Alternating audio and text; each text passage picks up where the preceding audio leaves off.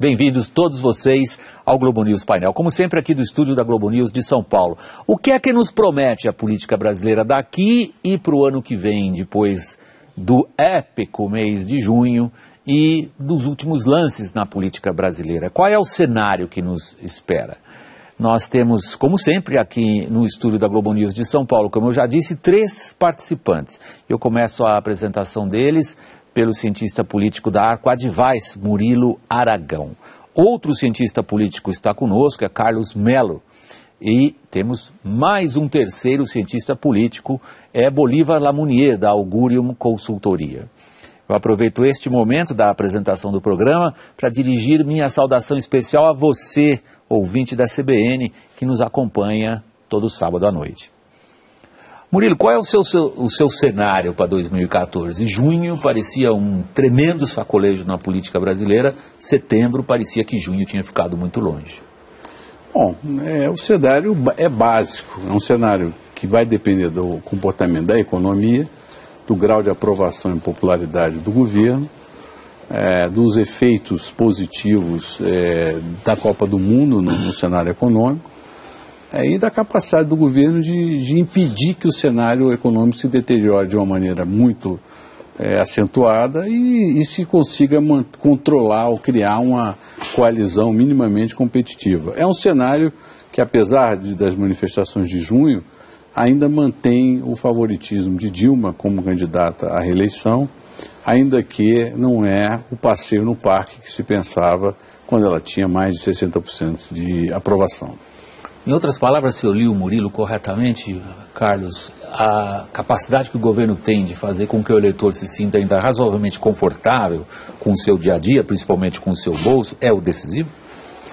Normalmente é o decisivo, é muito importante, mas eu acho que eu tendo a concordar com o cenário do Murilo, enquanto cenário básico, mas eu colocaria um pouco de volatilidade nesse cenário todo. Eu acho que há possibilidade de alguma volatilidade, de alguns sinais da economia saírem um pouco do eixo. Nós tivemos agora um processo aí com relação a concessões de estradas, aeroportos e tudo mais que não foi... pouco interesse dos investidores? Pouco interesse, o que não afeta diretamente o eleitor, mas vai criando um caldo de reversão de expectativas ainda maior com relação ao futuro do Brasil, então vai colocando tensão para o debate político.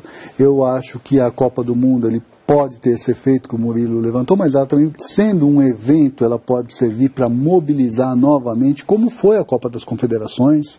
Então você pode ter agitação, sim, daqui para frente, como um catalisador lá às vésperas da eleição, de algum modo, de modo que eu acho que sim, a Dilma tem aí um certo favoritismo, mas eu diria também para você ter um certo favoritismo porque a oposição não conseguiu de alguma forma se organizar e tirar saldos desse processo todo, né? Bolívar, é um tema favorito dos cientistas políticos tentar estabelecer, afinal de contas, volatilidade é um conceito elástico. É uma questão de escala. A gente pode pensar em muita volatilidade ou em pouca volatilidade, a gente pode tentar até dar uma nota. De 1 a 10, quanto que você... A pergunta é capciosa, eu admito. Sim, eu sei. Quanto que você se arriscaria a dizer, olha, na minha análise, o grau de volatilidade para o cenário 2014 estaria onde? Olha, William, só retomando o fio, né? Eu gostei do que foi dito, do cenário, gostei da introdução da volatilidade, sua pergunta aprofunda este tema.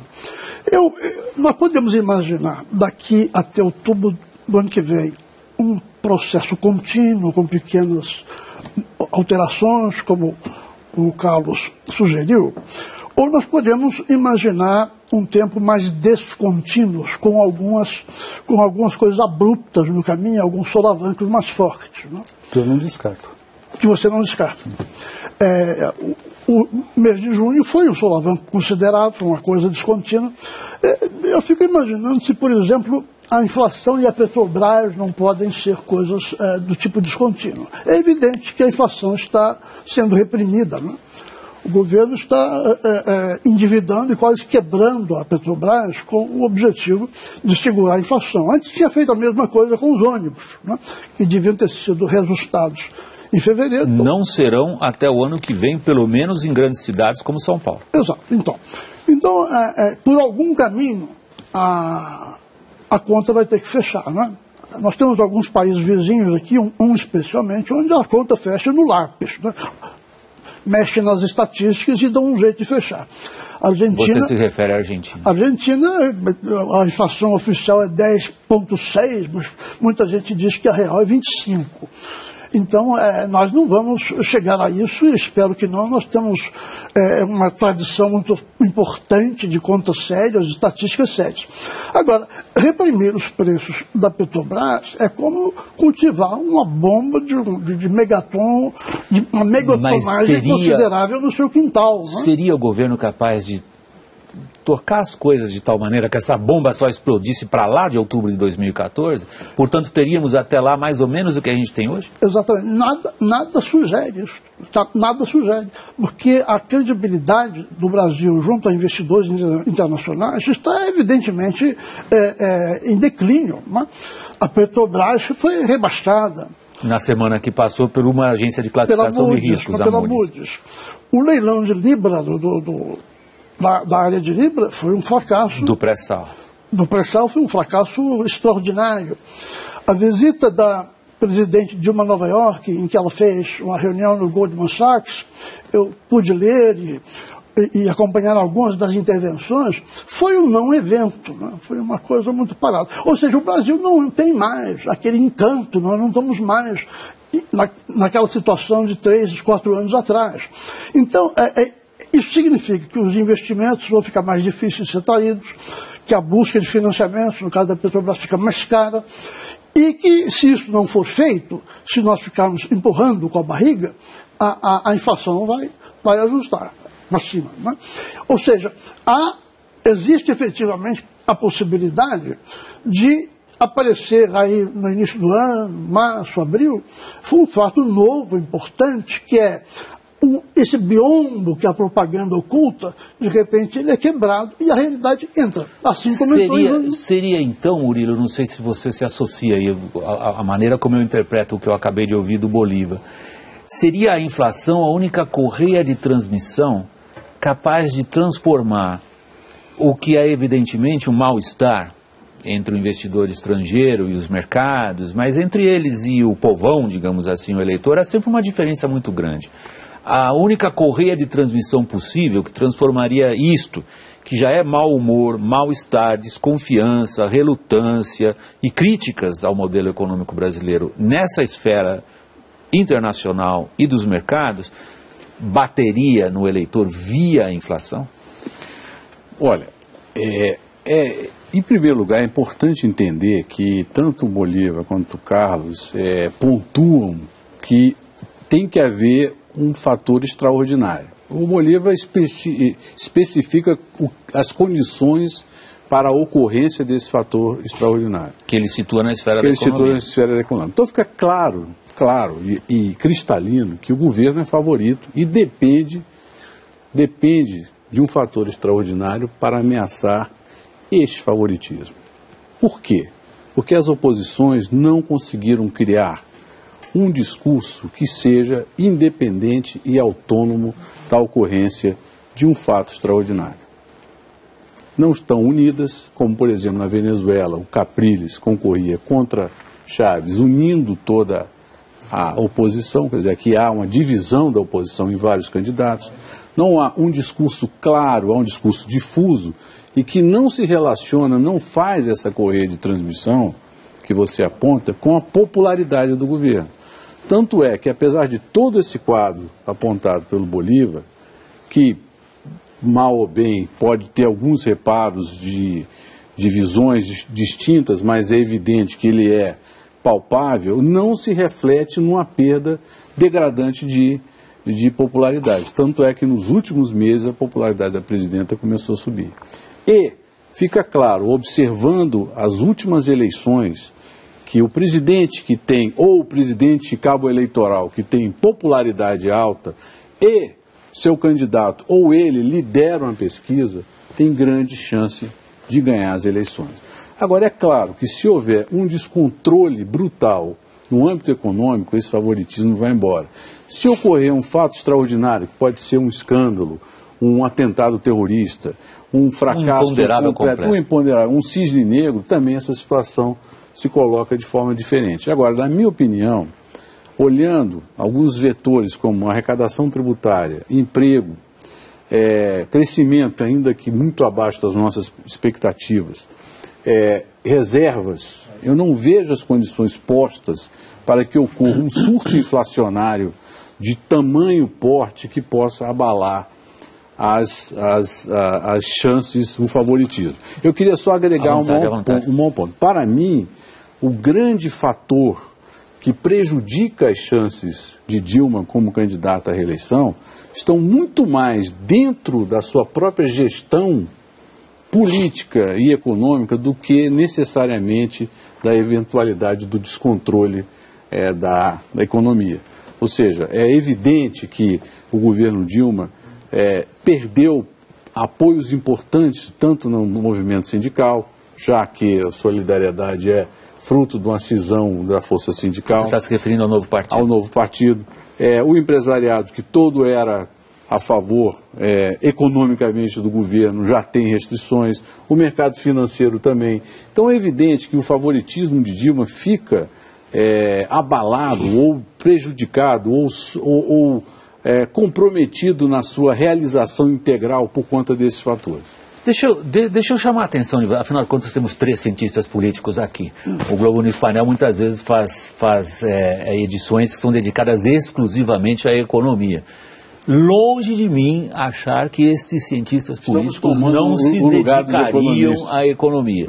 Eu queria puxar o eixo de novo para o lado político da nossa conversa e colocar inicialmente a você, Carlos, mas depois ao Bolívar e também ao Murilo, uma questão que me parece central como jornalista. Como explicar que um descontentamento tão grande como foi registrado nas ruas do Brasil em junho não se traduziu em uma corrente política ou num ganho político ou em vantagem política para quem, seja qual for a posição que ocupe, se diz opositor a esse governo? Pois é, sua pergunta é extraordinária, fantástica, porque é um caso a ser estudado no futuro, né? Como que a oposição com um movimento daquele, né, nas ruas, né, um movimento que partiu inclusive para atos de violência e tudo mais, né, como que isso de alguma forma, né, virou fumaça, de repente, né? Eu acho que se você olhar para as oposições, primeiro o Murilo tem razão, quer dizer, não é uma oposição unificada, né? Acho que esse fator ele é importante. Se você pudesse de alguma forma canalizar numa única figura, num único personagem, seria mais. Agora, de qualquer forma, se você for olhar para 3 figuras que estão colocadas no campo da oposição, né? Eduardo Campos, Aécio e Marina, né? Cada um de alguma forma estava lutando a sua guerra interna, né? Lutando toda a questão da sua viabilização, que não lhe permitia ir para fora, ir para a sociedade. Pega o caso do Aécio Neves, presidente do PSDB, de alguma forma ali esgrimindo, né, dentro do seu partido para ver se será de fato mesmo ele o candidato, se não haverá vozes internas. Por isso que eu reitero a pergunta, Carlos, porque independente dos nomes, a minha pergunta é a seguinte: como que ninguém consegue canalizar esse descontentamento?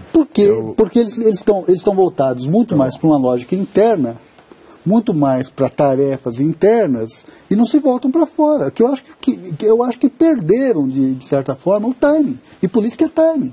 Bolívar. Não, agora eu tenho que discordar um pouco. Olha, William, eu acho que nós temos um certo vício, não é? de falar mal da oposição, batendo nessa tecla, né, que há uma rivalidade interna, etc. É porque nós tendemos a olhar a situação política pelo ângulo do PT. O PT tem um líder apenas. O PT não existiria sem o Lula. O Lula talvez nem existisse sem o PT. Então, nós imaginamos esse formato como se ele fosse o formato geral da política em qualquer país, em qualquer época, o que evidentemente está errado, né? Até no regime militar, na época em que o Figueiredo foi indicado, havia uma oposição do Euler Bentes, o general Euler Bentes, concorrendo também, um contra o outro. Nos Estados Unidos, quando Obama se candidatou, Hillary Clinton estava dividindo o Partido Democrata. A situação normal na política democrática é haver vários, né? É haver vários. Agora, no Brasil, nós temos um agravante muito sério, né? O Estado é todo poderoso. Né? O presidente faz campanha para si mesmo desde o primeiro dia até o mandato seguinte. Então, tudo que é burocrático, todas as decisões que são estreitas, atingem a oposição. Né? Não pode aparecer na televisão, é a maior dificuldade para fazer um horário gratuito, não pode falar tal coisa quando o partido fizer o seu programa. Todos os pequenos regulamentos, nós estamos cansados de ver isso, são aplicados contra forças importantes da oposição. Enquanto a tarefa de governar reverte em benefício eleitoral para quem está no governo. Não é? Quer dizer, o presidente da República pode andar de avião para baixo, para cima, oficial, pode fazer todo tipo de gastos, tem a faca e o queijo na mão para tomar decisões contrárias ao que seria o interesse político da oposição. Então cria esta impressão, né, de que a oposição não faz nada, ela está dividida, ela não tem programa, mas isso não é verdadeiro. Então a sua pergunta é muito pertinente, porque eu usei a palavra biombo, né, e procurei imaginar qual o fator que quebraria o biombo. Por exemplo, a inflação em Petrobras. Não é o único. Não é o único. A incompetência, a má gestão deste governo, me parece uma coisa sem paralelo na história da República. Não é por acaso que o empresariado, que ganhou rios de dinheiro, assim, durante o governo Lula, e poderia estar ganhando outra vez, está abandonando o barco. Por que está abandonando o barco? Porque não vem providência nenhuma. Né? Até agora, por exemplo, o que a Dilma conseguiu fazer na área de infraestrutura? Saiu há poucos dias a licitação dos aeroportos de Confins e do Galeão. Galeão. No terceiro ano de governo. Né? Saiu isto. O que se conseguiu fazer em outros aspectos da infraestrutura? Nada multiplicado por nada. Quer dizer, é difícil imaginar tamanho incompetência. Por que esse mal-estar, que inclusive está no nível dos valores... Vem aí a questão. Por que esse mal-estar não abala as intenções de voto na Dilma? Porque nós sabemos, o PT, somado ao carisma do Lula, somado ao Bolsa Família, somado ao fato de ser governo, garante um patamar, um trampolim, em torno de 35%. Traduzido nas pesquisas. Isso, exatamente. Então, esses 35% aí é o que a oposição tem que tirar para ser competitivo. É por isso que em 2010, eu escrevi um artigo que deu uma celeuma, dizendo que nós estávamos vivendo uma mexicanização disfarçada, uma mexicanização sorridente. Neste sentido, o processo eleitoral tinha se tornado viscoso. Em vez de fluido, da competição limpa, ele tinha se tornado viscoso, porque a oposição tinha que superar, tinha que subir uma escada para chegar ao patamar do governo. A mesma questão a você, Murilo, que está o terceiro nessa ordem. A questão fundamental é por que o que é registrado claramente para qualquer um que tem ainda uma memória fresca do que aconteceu em junho, por que esse descontentamento generalizado não se traduz em vantagem política eleitoral para alguém? Bom, se você lembrar, nós fizemos um programa imediatamente após as manifestações. Naquele programa, eu questionava se era realmente um movimento de massa. E eu achava que não era um movimento de massa, era um movimento de classe média. Primeiro ponto. Classe média alta. Segundo ponto, era um movimento que tinha 10, 12 agendas. Era cura gay, PEC 37, transporte público, fim da corrupção, fora fulano, fora Beltrano, enfim. Quando essas agendas começaram a ser atendidas nas semanas subsequentes, é evidente que desmobilizou. Então, não havia, ao contrário do que o nosso querido Juan Arias achava, um despertar da cidadania, onde então ela iria Você está falando do meu querido amigo, colega, correspondente do El País no Brasil, Juan Arias, que esteve naquele programa. Foi um convidado frequente aqui no painel. Exato. Então havia essa expectativa e eu, cético, até comentei que eu tinha acabado de ler Elias Canetti, Massa e Poder, que tratava exatamente desse tipo de manifestações e etc. Então, primeiro ponto, não era uma manifestação popular, longe de ser uma primavera do Brasil. 2, houve sim um beneficiário político dessas manifestações, e isso foi até dito no programa. Você perguntou, eu disse, é óbvio que o beneficiário da ocorrência dessas manifestações é Marina Silva, porque ela é a mais desodorizada como candidata do ambiente político, já que as manifestações atingiam o PSDB em São Paulo, o PT em São Paulo, em outras cidades do Brasil, o governo central, todo mundo perdia, menos Marina. E a Marina ganhou com isso aí. Agora, esse movimento não se traduziu em um grande movimento político por falta de liderança, por falta de bandeira e, sobretudo, pelo fato de que os setores mais populares das classes sociais não estão sintonizados com esse movimento por razões variadas. Aí a gente não precisa entrar em discussão sobre isso, porque várias vezes a gente abordou essa questão, mas o fato é que